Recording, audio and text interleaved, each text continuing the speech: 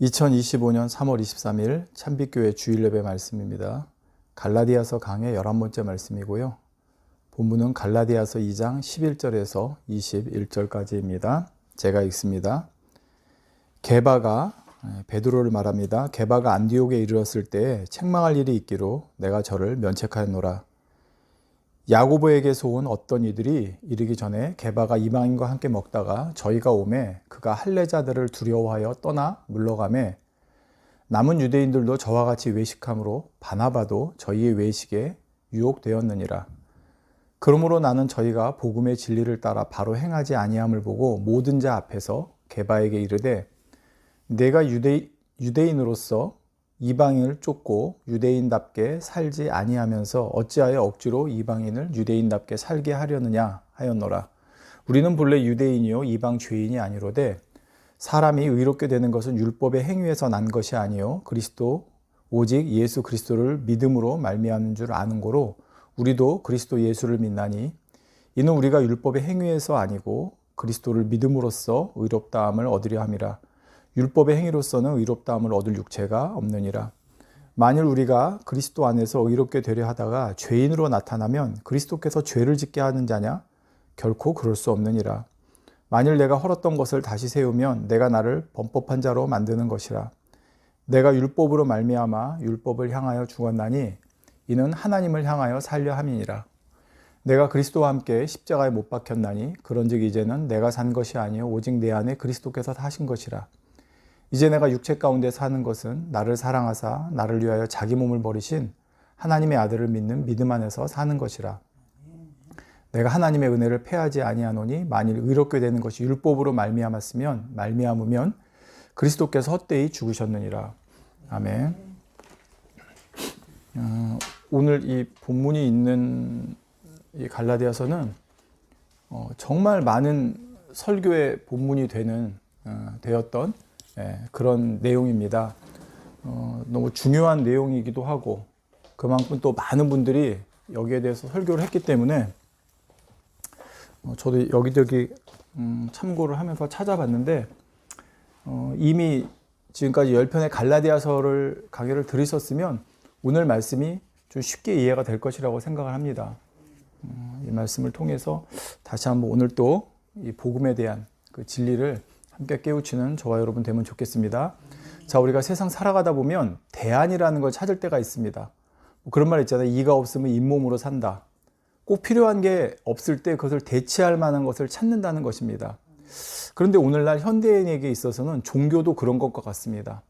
즉, 이 종교를 찾다가 거기서 못 찾으면 다른 종교를 찾고 뭔가 이렇게 대안을 찾을 수 있다고 생각하는 종교에 대해서도 그 이유가 뭐냐면 현대인들이 종교를 찾는 가장 큰 이유 몇 가지가 마음의 평안과 안정감, 또 소속감과 인간관계, 내세의 행복, 죽음에 대한 두려움 등 다양한 이유가 있는데 사람들은 종교는 비록 다르지만 최종적으로 가서 만나는 목표점은 같다고 생각하는 경우들이 많습니다. 즉 어떤 종교를 믿더라도 착하게 살고 신 앞에 정성을 들이면 신의 도움을 받아서 이 땅에서 잘 살 수 있고 죽은 다음에도 좋은 곳에 가게 된다. 그러니까 모든 종교의 공통점을 이렇게 생각하고 있어요. 그러다 보니까 기독교에서 오직 예수만 믿어야 구원받는다고 외치는 것에 대해 사람들이 더 거부감을 갖는 것이고 또 기독교를 독선적이라고 비난하는 이유가 되는 것을 봅니다. 자, 그런데 우리는 지금 여기서 한 걸음 더 나갑니다. 같은 기독교 아니라고 하는데 그 안에서 네 복음은 틀렸고 내 복음은 맞다. 즉, 이 기독교를 잘 모르는 사람들이 볼 때는 기독교 안에서조차 또 논쟁을 하고 있는 것처럼 보일 수가 있다는 거예요. 참 소모적이고 쓸데없는 논쟁으로 보일 수가 있고 그래서 기독교를 자칫 기독교 예수 믿는 사람들은 논쟁 좋아하고 다른 사람들을 포용하지 않는 독선적이다라고 오히려 더 그렇게 보여줄 수가 있다는 사실입니다.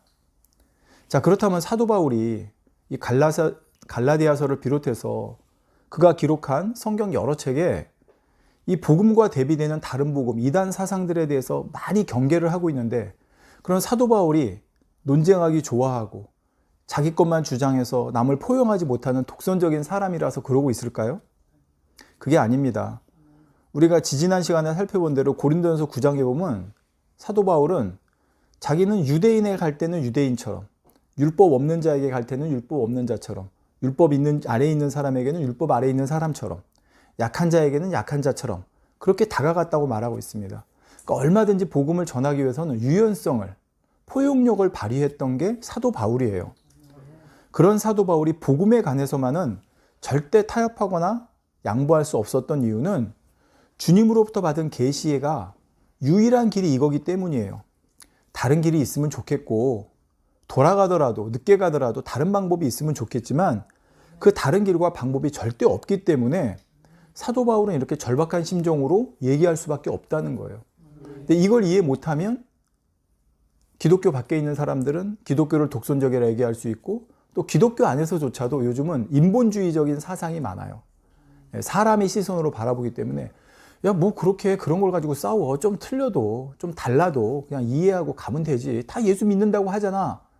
이렇게 말할 수가 있다는 거예요. 근데 그게 인간적으로 생각할 때는 아이 그래 뭐 쟤도 예수 믿는다는데 뭐 그냥 다 함께 가지라고 할 수 있지만 그게 아니기 때문에 사도 바울은 지금 이렇게 얘기를 하는 거예요. 자, 사도 바울의 이 심정이 얼마나 절박한지는 그가 사용한 단어에서 알 수 있습니다. 자, 우리가 계속 다른 복음이라는 단어를 쓰잖아요. 뭐 틀린 복음, 거짓 복음이라고 다른 복음. 근데 여기서 사용하는 다른이라는 단어가 어떨 때 쓰는 단어냐면 이럴 때 쓴대요. 다른 남편. 이래요. 남편이 있는 여인이 다른 남편이래요. 그럼 그게 뭐예요? 있을 수 있는 일이에요? 없잖아요. 아내가 있는 남편이 다른 아내래요. 있을 수 있어요? 없잖아요. 그러니까 그런 용도로 쓰일 때 다른이 바로 여기서 쓰는 다른이래요. 그러니까 뭔가 우리하고 조금 다르니까 포용해 할 수 있는 게 아니라 아니 내 남편이 있는데 다른 남편이라고 그러는데 포용해 같이 살아 안 되잖아요. 자, 이게 왜 이런 단어를 썼냐면 이스라엘의 역사에서 알 수 있어요. 여러분 이스라엘이 하나님께서 이스라엘과 언약 백성을 맺으시죠. 그러면서 하나님께서는 뭐라고 성경에 말씀하면 그들의 남편이 됐다고 하셨어요. 근데 이스라엘이 어떻게 했어요? 그 남편을 버리고 우상을 쫓았어요. 즉 다른 남편을 쫓아간 거예요. 그때 사용하는 단어가 다른이에요. 예. 그러니까 사도 바울은 이스라엘에 있는 역사를 너무나 잘 안다는 거예요. 그러니까 복음도 똑같다는 거예요. 예. 복음도. 복음을 따르던 사람이 다른 복음을 쫓는 것은 마치 이스라엘이 남편이 하나님을 버리고 우상을 쫓는 것과 같은 것이기 때문에 사도 바울은 그 다른 복음을 포용하거나 용납할 수 있어요? 못한다는 거예요. 그러니까 이런 역사적 배경을 알아야 사도 바울이 다른 복음을 왜 그렇게 포용하지 않으려고 했는지, 용납하지 않으려고 했는지를 알 수 있다는 거예요. 여러분 우리가 하나님을 섬기는데 하나님, 내가 하나님도 열심히 섬기는데 요번 초파일에는 사람들도 많이 오니까 저 절에 가서 저 부처 앞에 좀 열심히 불공 드려서 좀 빌고 올게요. 좋은 게 좋은 거잖아요. 제가 하나님도 믿어요. 근데 절에 가서 못 가지고 좀 내가 이렇게 좀 정성도 드리고 해서 하면 좋은 거 아니에요? 이게 용납이 되냐는 거예요. 아니라는 거예요. 근데 다른 복음이 똑같다는 거예요. 자, 다른 복음을 주장하는 사람들도 예수를 믿어야 된다고 말합니다. 또 그들이 율법을 지켜 행해야 된다는 것이 죄예요? 아니에요. 잘못이에요? 아니에요. 오히려 예수 믿는 사람으로서 마땅히 해야 될 일임에도 불구하고 그렇게 갔을 때의 결과가 복음을 쫓는 것과는 정반대로 가기 때문에 그러는 거예요. 자, 왜 그렇다고 지금까지 말씀드렸어요? 율법 자체는 분명히 선한 것이고 율법을 지키는 것도 선한 것이고 마땅한 것이지만 그 율법에 지키는 행위가 사람의 공로가 되고 사람의 자랑이 되면 그것이 곧 사람이 자기 의로 스스로 구원받으려는 것과 같아지기 때문입니다. 율법의 행위를 강조하는 것이 잘못된 거나 나쁜 것이 아니라 그 방향으로 계속 가면 결국 사람은 자기 의를 강화시켜요. 자기 의. 그래서 자기 의로 구원도 받고 축복도 받으려고 하게 된단 말이에요. 근데 이렇게 자기 의가 강화되면 반대로 어떻게 되느냐?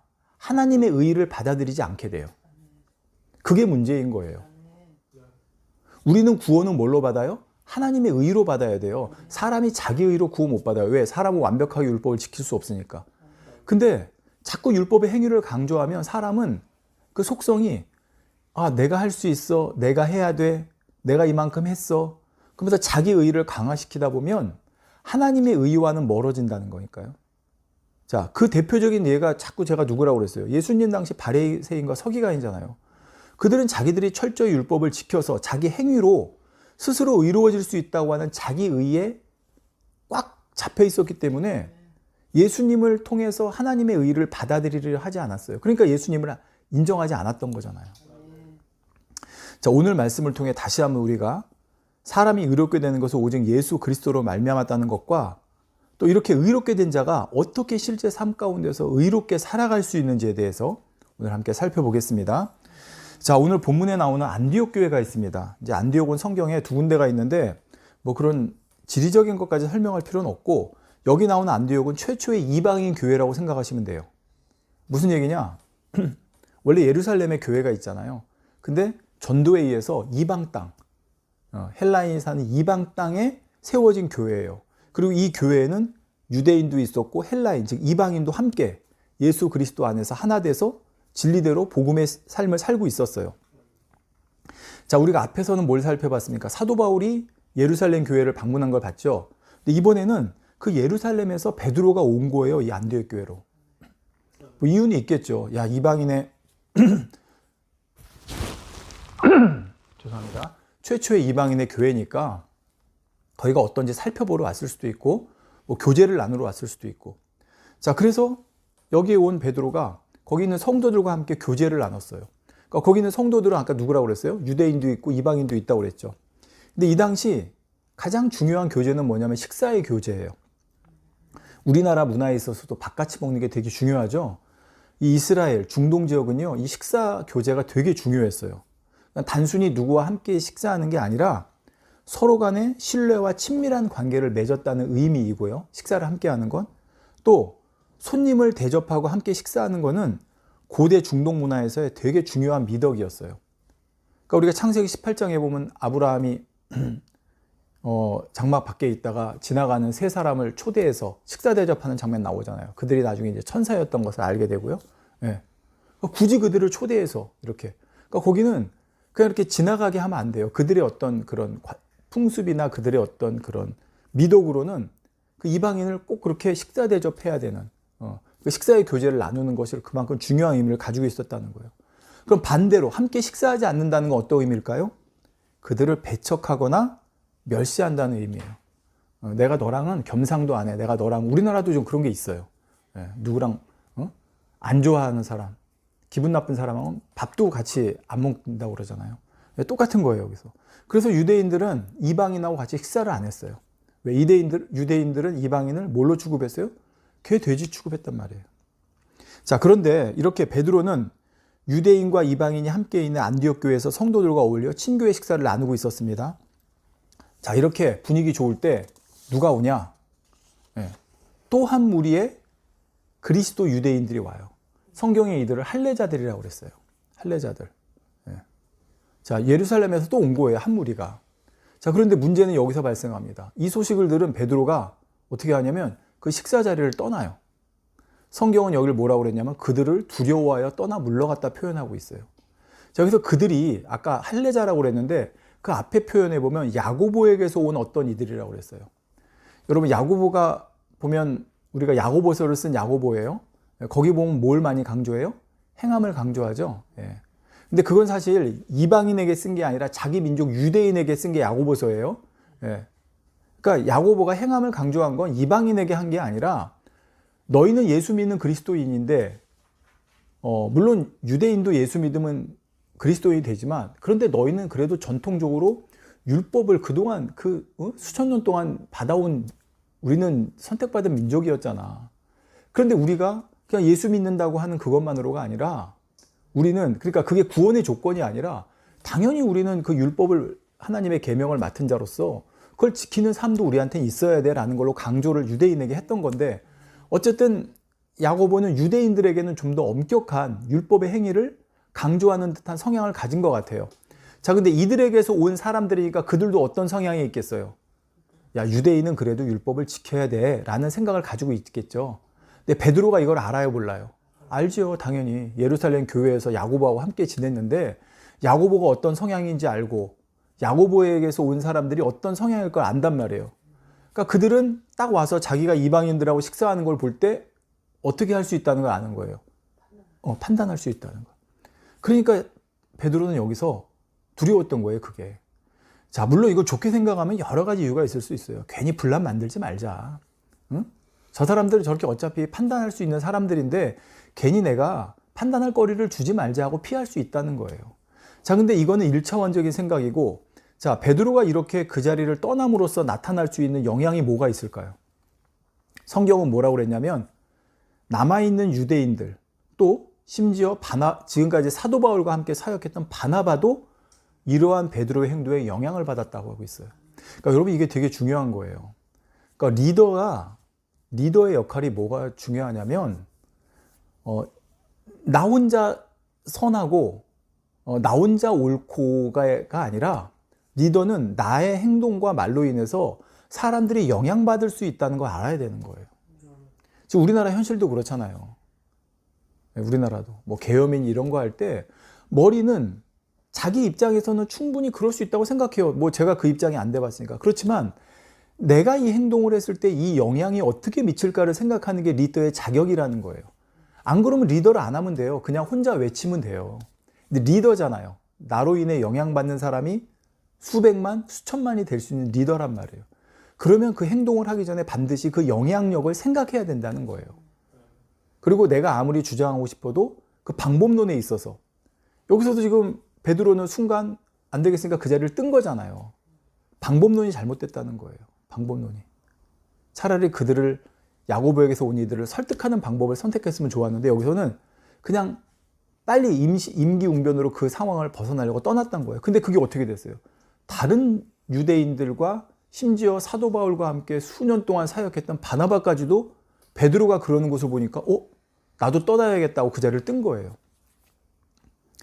그들도 이방인 그리스도인들과 거리를 두기 시작한 겁니다. 자, 이게 어떤 결과를 가져올까요? 여러분, 지금까지 이 안디옥 교회는 유대인과 이방인이 함께 섞여서 공동체를 이뤘단 말이에요. 근데 베드로의 그런 모습을 보고 유대인이 영향을 받아요. 그러면 어떻게 되겠습니까? 이제 앞으로 베드로가 없어도 가도 함께 식사하기가 쉽지 않아질 수가 있는 거예요. 왜? 그들이 지도자로 여기는 베드로가 그렇게 행동을 했는데 그 밑에 있는 사람이 베드로가 이방인과 식사제를 안 했는데 자기들은 베드로는 저렇게 했어도 나는 할 거야 라고 할 수 있겠어요, 여러분? 안 된단 말이에요. 그게 영향을 받게 돼 있단 말이에요. 그러니까 이건 그 공동체가 깨질 수 있는 거예요. 어렵게 세워진 유대인, 이방인 그 협력하는 교회가. 또 이거는 누구한테 영향을 주냐? 이방인들한테도 영향을 줘요. 여러분, 이방인들에게 있어서 베드로는 누구예요? 예수님의 수제자예요. 예수님을 직접 옆에서 섬겼던 사람이에요. 그들이 볼 때 베드로는 대단한 분이에요. 그분이 자기들과 와서 식사를 해요. 그러니까 이들은 얼마나 행복하겠어요. 맞아. 예수 그리스도를 믿는 믿음으로만으로 우리는 저 유대인과 똑같이 하나님의 자녀가 됐어. 그리스도인이 됐어 했는데 베드로가 그 자리를 떠나요. 그 이들은 상처를 받는단 말이에요. 그래서 무슨 생각하겠어요? 역시 우리가 하나님 백성 되는 게, 우리가 그리스도인 되는 게 예수만 믿어서는 안 되나 보다. 저 다른 복음에서 말하는 대로 우리도 그럼 할례라도 해야 되나? 우리도 율법을 지켜야 되나? 이렇게 생각한단 말이에요. 그러니까 지금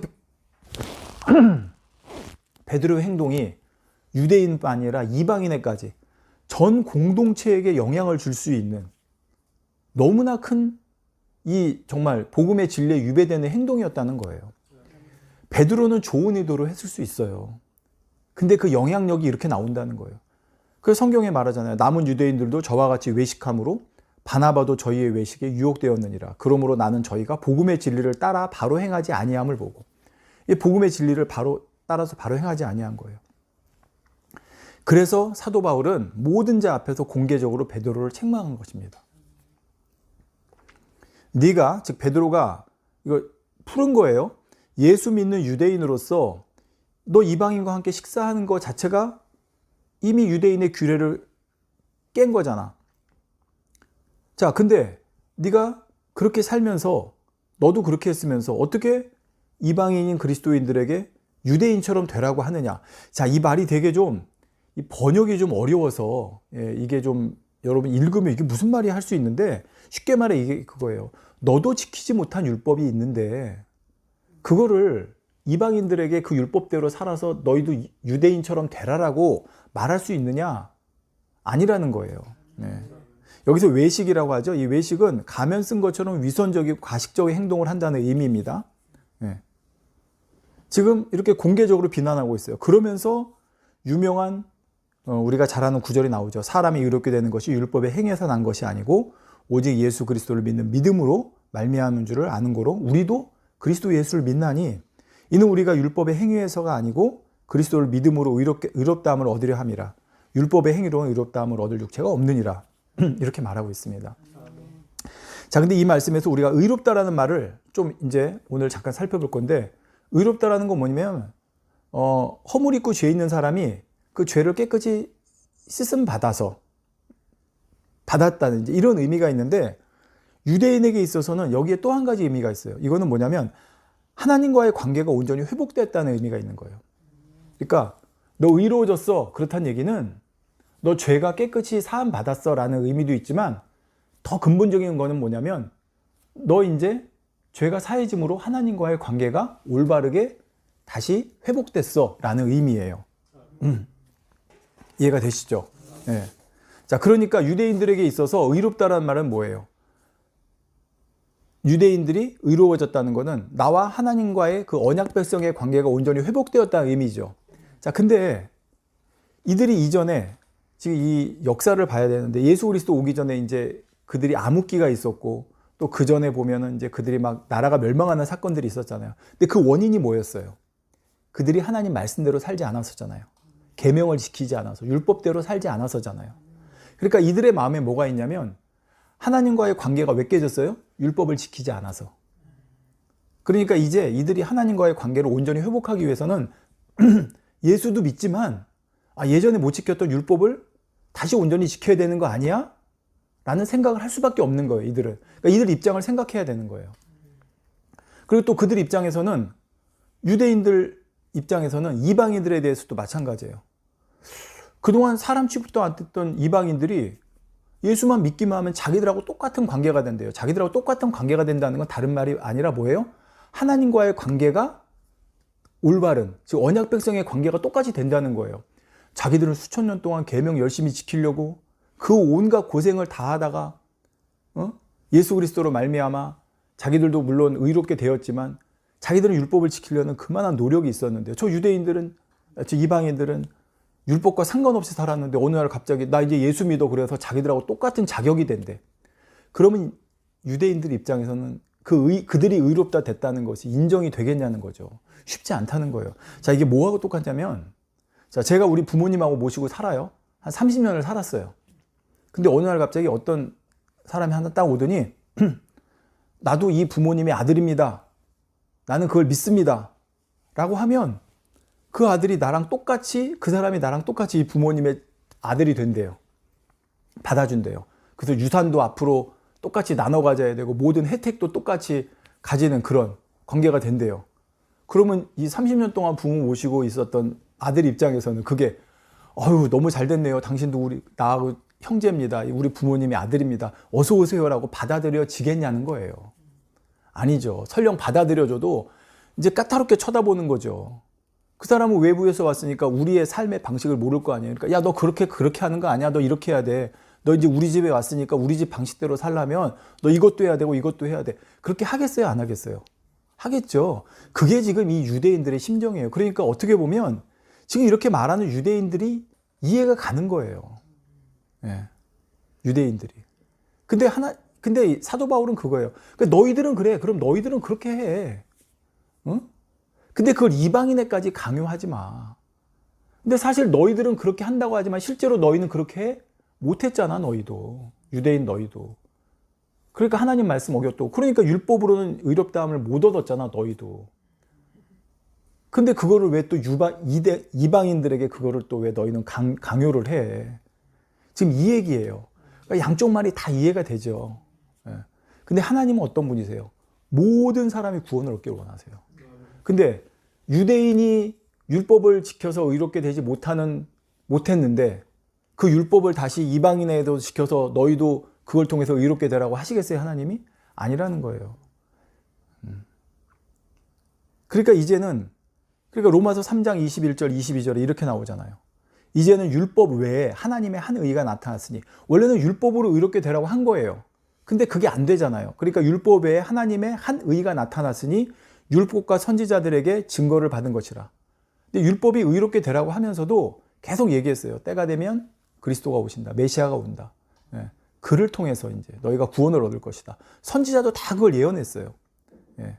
곧 예수 그리스도를 믿음으로 말미암아 모든 믿는 자에게 미치는 하나님의 의인이 차별이 없느니라. 예. 사도 바울이 이걸 깨달은 거예요. 차별이 없어. 하나님의 의인은. 너 유대인들? 그래 좋아.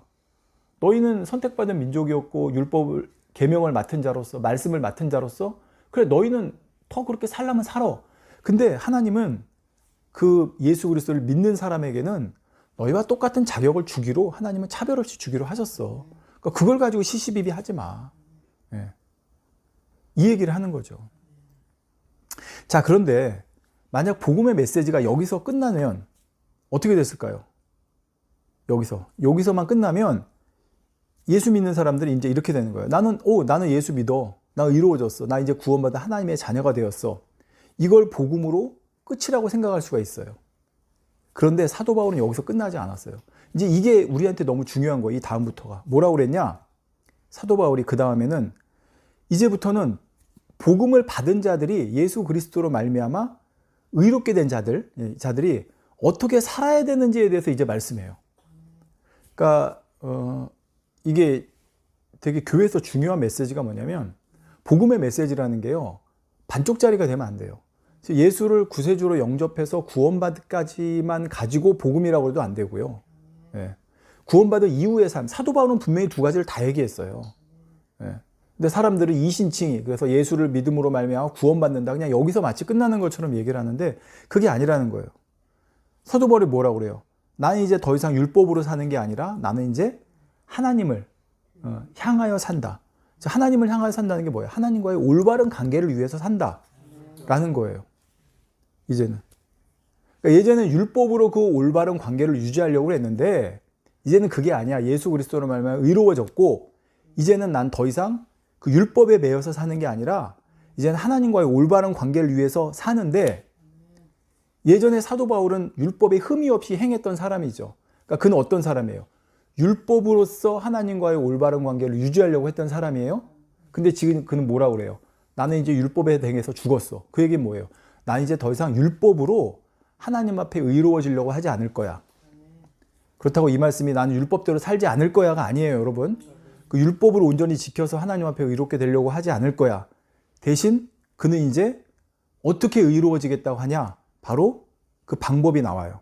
내 안에 그리스도께서 사시는 것이래요. 이게 바로 복음의 또 중요한 후반부예요. 근데 오늘날 교회에서 이 뒷부분을 안 가르치는 교회들이 또 많고요. 또 이 뒷부분을 너무 강조한 나머지 그걸 가지고 앞부분에까지 영향을 주는 이런 경우들이 많아요. 이게 되게 중요하다는 거예요. 이게. 자, 이게 지금 오늘 말씀에 대한 전반적인 내용입니다. 전반적인 내용. 그러면 이게 오늘 한 시간에 다 끝나지 않기 때문에 다음 시간까지 이어질 건데 오늘은 지금까지 살펴본 이 내용을 가지고 우리가 함께 깨달아 볼 세 가지 점을 살짝 간단히 말씀드리고 오늘 말씀 마쳐요. 자, 오늘 말씀을 통해 깨달아 볼 점. 첫 번째, 사도 바울은 공개적으로 베드로를 책망, 비난. 이거 단어를 보면 정죄라는 의미도 있대요. 정죄했다는 점입니다. 정말 여러분, 정죄는 절대 하면 안 되는 거. 물론 비난이나 책망도 그렇지만 정죄를 할 수 있는 자격이 있는 게 아닌데 그 단어에는 이 정죄라는 의미까지 들어있을 정도로 여기 뭐라고 그러냐면 면책하였다고 그랬는데 이 단어에 대한 해석에서 보면 이게 정죄라는 의미까지도 담고 있을 정도로 되게 강한 의미래요. 자, 그럼 사도 바울이 베드로를 왜 이렇게 했는지 보십시오. 자, 만약 베드로가 어떤 개인적인 죄를 지었어요. 근데 그거를 사도 바울이 알아요. 그래도 사도 바울이 공개적으로 베드로를 이렇게 책망했을까요? 아니에요. 그런데 지금은 단순히 개인적인 차원의 죄가 아니라는 것입니다. 여러분, 물론 개인적인 죄라도요, 이거를 공개적으로 해야 될 때가 있어요. 뭐냐? 그 죄가 공동체, 더 나아가 교회 전체에 영향을 줄 때는 대처법이 달라야 돼요. 그래서 여러분, 고린도서에 보면 사도 바울이 교회 안에 죄를 행하고 있는 사람 용납하는 걸 강하게 비난해요. 왜? 그 누룩이 교회 안에 퍼지기 때문에. 그런 경우는 공개적으로 강하게 엄히하고 그를 교회에서 내쫓으라고까지 말씀하고 있어요. 예. 근데 또 성경에 보면 그게 아니고 그 개인의 죄를 지었을 때는 그에게 또 어떻게 하라고 마태복음에도 나와요. 자, 이제 이런 내용인데 지금은 어쨌든 베드로가 지금은 개인적인 죄를 지은 것이 아닌 상황이었고, 예. 개인적인 죄를 지은 것이 아닐 뿐만 아니라 또 여러분 이 상황에서 또 우리가 생각해야 될 게 뭐냐면 사도 바울과 사도 베드로의 당시 어떤 교회적인 위치예요. 사실 사도 바울은 베드로에 비하면 비교할 바가 안 되는 입장이에요. 그 권위적인 면에 있어서 아직은 여러분 사도 바울이 그 권위를 인정받은 건 그 후에요. 이 성경이 다 완성되고 그 이후에 이 복음, 기독교가 완성되어 가면서 야, 사도 바울이 이렇게 대단하고 위대한 분이었구나라는 것이 후대에 점점 더 사람들에게 깨달아지게 된 거지. 이 당시에는 대선배예요, 대선배. 사도 바울 입장에서 볼 때 베드로는. 그러니까 베드로의 권위를 생각하거나 아니면 베드로의 정말 체면을 조금이라도 생각한다면 또 베드로를 따르는 수많은 사람들을 생각한다면 그냥 그 함부로 얘기할 수 있는 게 아니에요. 자, 그런데 만약에 사도 바울이 그걸 생각해서 이건 개인적인 어떤 이제 그런 걸 생각해서 베드로의 행동을 그대로 놔뒀다면 그것은 향후 수많은 성도들에게 잘못된 메시지를 전달할 수가 있었습니다. 어떤 메시지라고 그랬죠? 역시 예수 믿는 믿음만으로는 부족하고 율법도 함께 지켜야 구원받는구나 라는 거예요. 그리고 이 문제는 여기서 끝나지 않죠. 또 하나 중요한 건 뭐냐면 사도 바울은 이걸 생각한 거예요. 만약 베드로가 정말로 그럴 리는 없겠지만 정말로 사도 바울 베드로도 믿음만으로 구원받는 게 아니라 율법을 좀 지켜야 되지 않나라는 그런 생각을 가지고 있어서 그런 행동이 나왔다고 그러면 사도 바울 입장에서는 베드로라 할지라도 너는 그건 믿음이 아니야 라고 말하는 거죠. 정말 예수 그리스도를 믿는 믿음이 아니라는 거예요. 예. 따라서 지금 이 상황에서도 사도 바울이 베드로에게 이렇게 할 수 있었던 얘기는 자, 가장 이렇게 할 수 있었던 가장 큰 이유는 뭐냐? 바로 영원 사랑이에요. 예, 영원 사랑. 첫째는 베드로의 행동으로 인해서 영향받고 잘못된 길로 갈 수 있는 수많은 영혼들에 대한 사랑. 두 번째는 혹여라도 베드로도 정말 잘못된 믿음을 가지고 있었나? 그러면 베드로 구원 못 받는 거잖아요. 베드로라고 할지라도. 그러니까 그 영혼을 위해서라도 해줘야겠다. 여러분 이건 대단한 그 사랑. 물론 사도 바울이 사역의 후기로 갔으면 이 방법을 택하지 않았을 수도 있을 거라고 생각해요. 근데 어쨌든 지금 하고 있는 이 행동은 어떤 판단이나 비난이나 어떤 책망을 하려는 어떤 그런 감정이나 이런 게 아니라 그 영혼에 대한 생각, 그 영혼에 대한 사랑으로 도저히 잠잠히 있을 수 없었기 때문에 나왔다는 것입니다. 우리는 이 사건을 통해서 오늘날 우리를 돌아봐야 돼요. 교회 안에서든 공동체 안에서든 우리가 누군가를 비난할 때, 지적할 때 그게 내 감정, 내 미움, 판단, 정죄 가운데 나오는 행동인지 아니면 정말 그 영혼을 위한 것이고 그 때문에 영향받을 다른 수많은 영혼을 생각해서 하는 것인지 이걸 우리가 생각한다고 그러면 오늘날 우리나라 정치도 그렇고요. 모든 분야가 마찬가지예요. 비난을 위한 비난. 그것이 나중엔 감정이 되고 상대를 죽이려고 하는 것으로밖에 안 보이는 그런 비난과 책망과 정죄가 난무하잖아요. 교회에서도 똑같아요.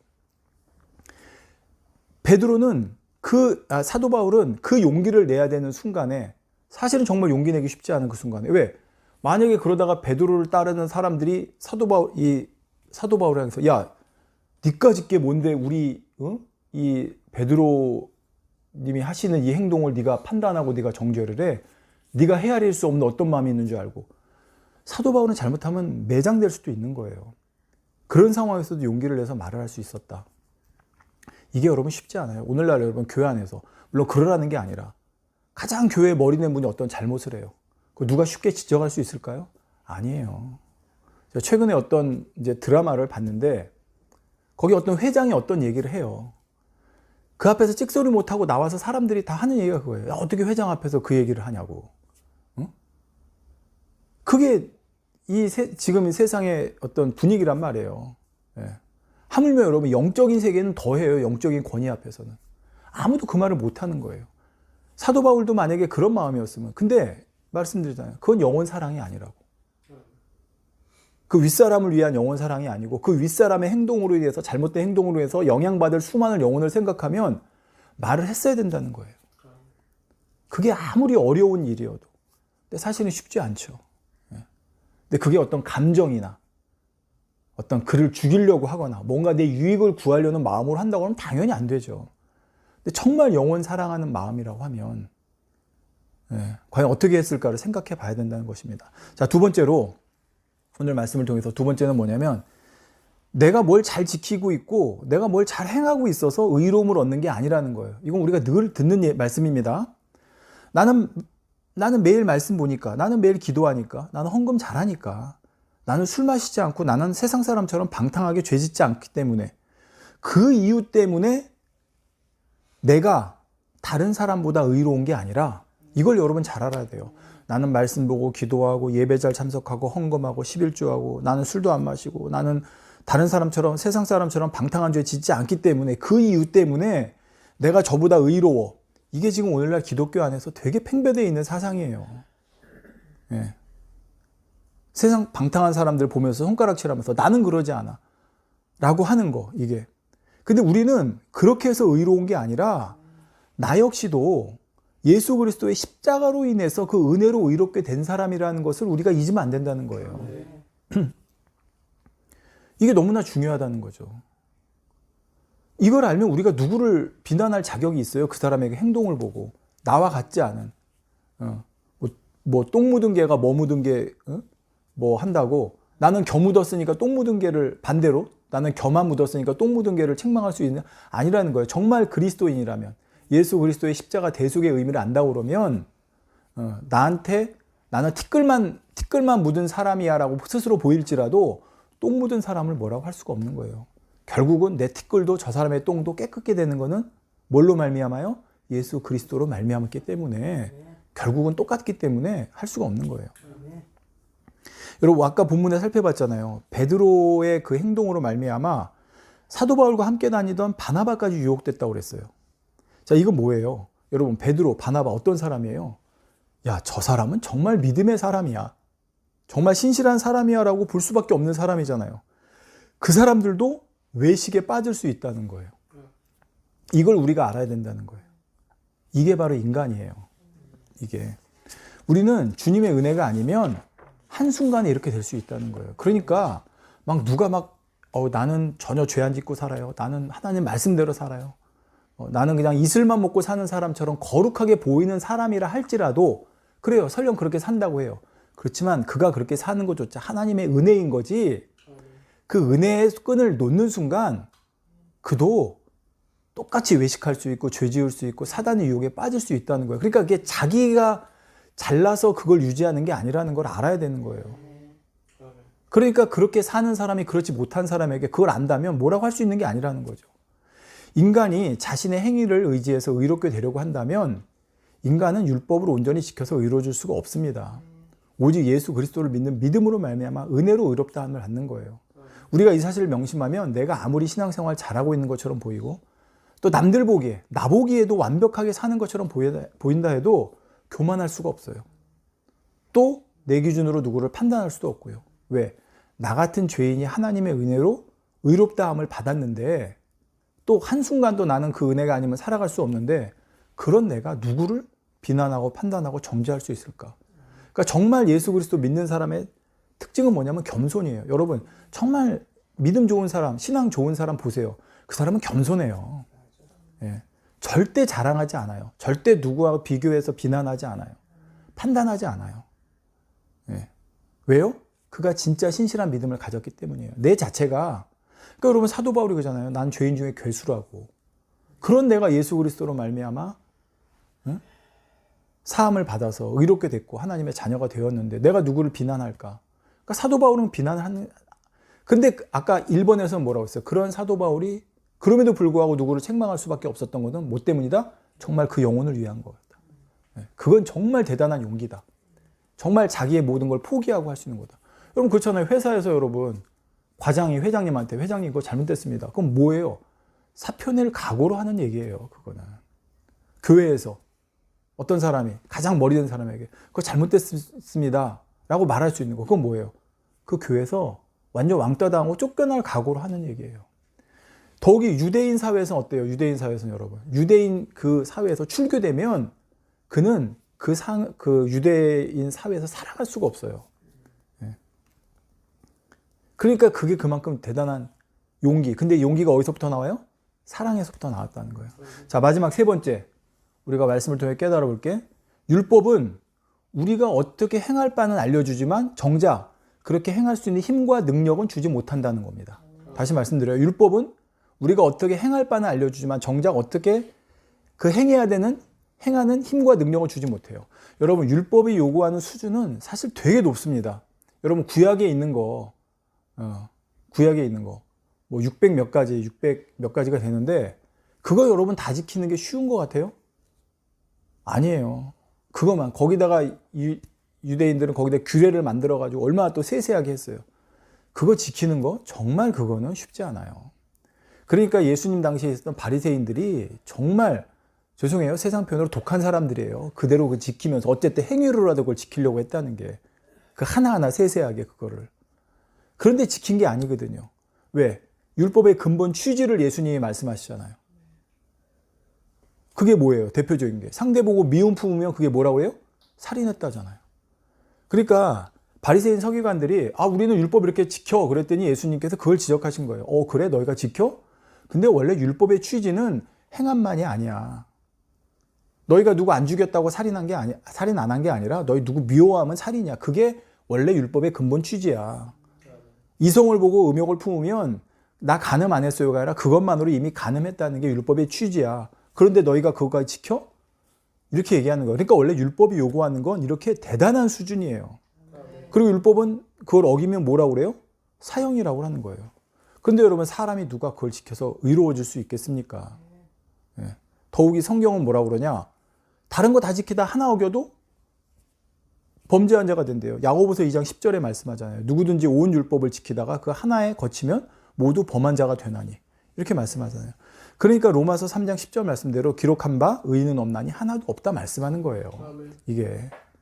예. 사람을 어떤 구제불능으로 이렇게 폄하하고 몰아내려고가 아니라 하나님 말씀하는 거예요. 결국 너희가 율법으로 말미암아 의롭게 되려고 하지만 그렇게 될 수 있는 사람 하나도 없어. 이게 바로 율법의 한계라는 겁니다. 율법은 뭘 지키라는 것과 지키지 않았을 때 거기에 따른 처벌은 말씀하고 있어요. 그렇지만 정작 그 율법은 그것을 지킬 힘은, 능력은 제공해주지 못하고 있는 거예요. 율법이 제공하는 건 뭐예요? 두려움, 의무예요. 근데 두려움과 의무로는 율법을 온전히 못 지켜요. 율법의 완성이 뭐예요? 사랑이니까. 그러니까 두려움과 의무로는 못 지킨다니까요. 사랑이 있어야 온전히 지키는 거예요. 근데 그거를 율법이 제공해 주냐? 물론 구약 시대에도요. 그 율법의 깊은 뜻, 하나님과 깊은 성령, 그때는 성신이라고 하지만 성령의 교통한 가운데 그 깊은 뜻을 깨달은 사람은 그 차원까지도 이렇게 순간 올랐던 사람들이 있어요. 예를 들어 모세 같은 경우 있잖아요. 내 이름을 생명책에서 지워주십시오라고 해서 영혼들을 위해 기도하는. 근데 그가 항상 그랬던 게 아니에요. 예. 그러니까 그런 차원은 그는 그 근본, 그 율법에 담긴 근본 취지를 안 거예요. 예. 그러니까 그런 고백을 할 수 있었던 거예요. 예. 그런데 율법은 지금 말씀드린 대로 사람에게 의무와 두려움을 줘가지고는 그렇게 할 수 있는 힘과 능력을 주는 게 아니란 말이에요. 그래서 하나님께서는 우리에게 주신 게 누구예요? 예수 그리스도인 거예요. 예수 그리스도를 통해 의롭다함을 받을 길을 열어주신 거죠.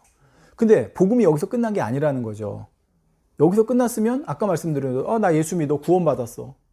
이걸로 끝날 텐데 그게 아니라 예수 그리스도뿐만 아니라 그 뒤에 누구를 우리에게 보내주셨어요? 성령을 보내주셨어요. 성령은 우리 안에 왜 오셨어요? 바로 하나님의 뜻대로 살 수 있는 힘과 능력을 주시기 위해서 우리에게 보내신 보혜사예요. 돕는 자라는 거예요. 자, 복음의 능력이 바로 여기서부터 오히려 더 본격적으로 나타나는 것입니다. 예수를 믿는 거기서 끝나는 것이 아니라 정말 예수 믿기 전에 나에서 새로운 나로 완벽하게 변화될 수 있는 힘과 능력을 나에게 부어주시는 성령님을 내 안에 주셨다는 것이죠. 근데 그 성령님이 누구예요? 하나님의 영이고 그리스도의 영이에요. 근데 그리스도의 영이라는 것은 뭐예요? 이 땅에 오셔서 인간의 몸으로 완벽하게 사신 분이 누구예요? 예수님이죠. 예. 근데 그분의 영이 우리 안에 오셨어요. 그러니까 이 얘기는 뭐예요? 아, 내가 예수의 영, 즉 성령으로만 살면, 근데 그분은 어떤 분이라고? 이 땅에 인간의 몸으로도 완벽하게 사셨던 분이라고 그랬잖아요. 근데 그분이 내 안에 오셨어요. 그러니까 이제 그분이 내 안에 살면 나도 어떻게 살 수 있는 거예요? 완벽하게 살 수 있는 거예요. 물론 그게 우리 삶 가운데 완벽하게 이루어질 수 있다? 단언은 못해요. 그래서 우리는 주님 만나는 그날까지 계속 가야 돼요, 그 길을. 그렇지만 어쨌든 사도 바울은 거기서 깨달은 거예요. 내가 아무리 발버둥 쳐도 안 되는 것이, 아, 이제 성령이 내 안에 받아 주셔서 그 그리스도의 영으로 내가 살면, 아, 내가 예전에 그렇게 살고 싶어도 못하는 삶을 이제 살 수 있게 되는구나 라고 그 길을 선포하고 있는 거예요. 그래서 사도 바울은 뭐라고 그래요? 내가 사는 것 같지만 내가 사는 게 아니라 이제 내 안에 계신 그리스도가 사신다 고백하는 것입니다. 결론입니다. 여러분, 그리스도가 그 안에 있는 사람과 그리스도가 계시지 않은 사람은 완벽히 다른 차원의 사람입니다. 여러분, 자동차가 있는데 그 안에 엔진하고 모든 장치를 다 뜯어내고 자동차 외형만 놔둬요. 이거 움직이려면 어떻게 해야 돼요? 내가 밀어서 가야죠. 예. 근데 그 안에 엔진이고 장치고 다 넣어줘요. 그럼 내가 밀어서 가요? 아니에요. 차가 자기 힘으로 가는 거예요. 자율주행 있죠? 목적지만 딱 정해놓으면 알아서 가잖아요. 예. 사람은 어떻게 하면 돼요? 타서 맡기면 돼요. 못 맡기는 게 문제인 거지. 이거 잘못되면 어떻게 하나. 예. 자, 그러면 우리도 똑같습니다. 저와 여러분은 지금 내가 운전대 잡고 내가 방향 잡아서 내가 밀어서 가는 그런 차처럼 살고 있는지, 아니면 내 안에 계신 그리스도께 모든 것을 다 맡겨서 그분이 운전대 잡고 그분이 방향 정해서 그분이 엔진 출력이고 속도고 다 알아서 조절해서 이끌고 가는 삶을 살고 있는지. 예. 이건 이제 구원받은 이후의 삶에 대한 문제라는 거예요. 저는 여러분은 어떤 삶을 살고 있냐는 거예요. 물론 완벽하게 자율주행에 맡기지 못할 때가 있어요. 맡겨놓고 불안한 거죠. 이거 이런단 말이에요. 이게 인간이에요. 어련히 알아서. 이건 지금 가정입니다. 지금 나오는 자율주행이 완벽하다는 게 아니라 주님이 자율주행을 해주신다고 생각하면 완벽한데 그거를 믿지 못하고 한단 말이에요, 인간이. 아니면 내가 이렇게 하면 더 잘할 것 같으니까. 그게 문제인 거죠. 예. 또 솔직히 어떨 때는 그 예수가 이끄는 대로 예수로 사는 것이 힘들 때도 있어요. 나도 좀 화내고 싶을 때 있고, 나도 성질 날 때 있고, 나도 내 유익을 구하고 싶어질 때가 있고, 나도 좀 편해지고 싶을 때가 있고, 나도 좀 손해 안 보고 좀 그러고 싶을 때도 있고, 나도 좀 즐겨보고 싶을 때도 있을 수 있고, 이런 유혹들이 온단 말이에요. 예수로 살아야 되는 걸 아는데 그게 너무 힘들다고 느껴질 때 분명히 있을 수 있습니다. 그러나 조금씩 우리가 예수 그리스도로 살아가는 것을 체험하다 보면 결국은 예수님께서 내 삶을 온전히 이끌어 가시는 삶으로 우리가 나갈 수 있다는 거예요. 이거를 내가 해야지 하니까 벌써 거기서부터 힘들어지는 거예요. 그게 아니라고 그랬죠. 누가 한다고요?